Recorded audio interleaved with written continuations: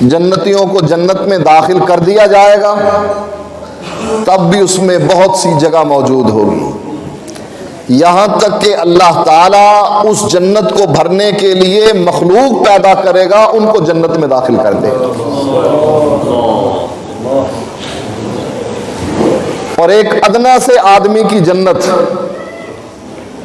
وہ آدمی جو سب سے کم درجے کا جنتی ہوگا، اور جنتی بھی ایسے ہوگا کہ پہلے جہنم میں جل رہا ہوگا، آخری آدمی ہوگا جو جہنم سے نکالا جائے گا۔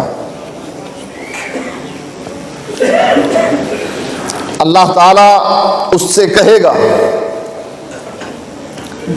جا جنت میں داخل ہو جا۔ اب وہ جانتا ہے کہ ساری دنیا جس نے جنت میں جانا تھا چلی گئی، اللہ سے کہے گا کہ یا اللہ میں جنت میں جاؤں تو جاؤں کہاں پر؟ جنت میں تو لوگوں نے جگہ اپنی اپنی روک لی ہے، قبضہ کر لیا ہے، میں جنت میں کہاں پر جاؤں؟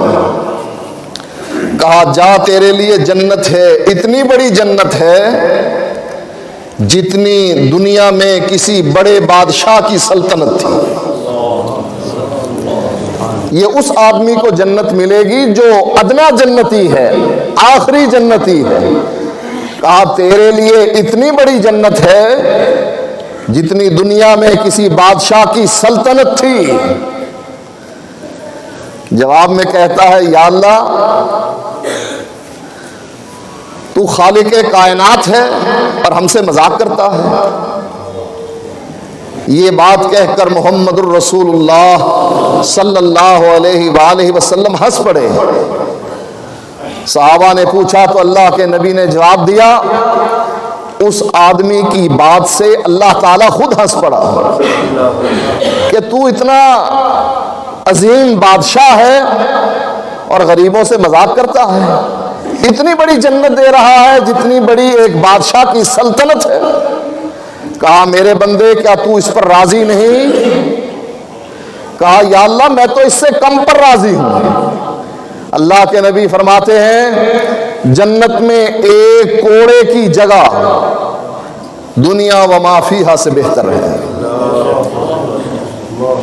یا اللہ میں تو اس سے کم پر بھی راضی ہوں، تو نے تو اتنی بڑی سلطنت جتنی جنت دے دی۔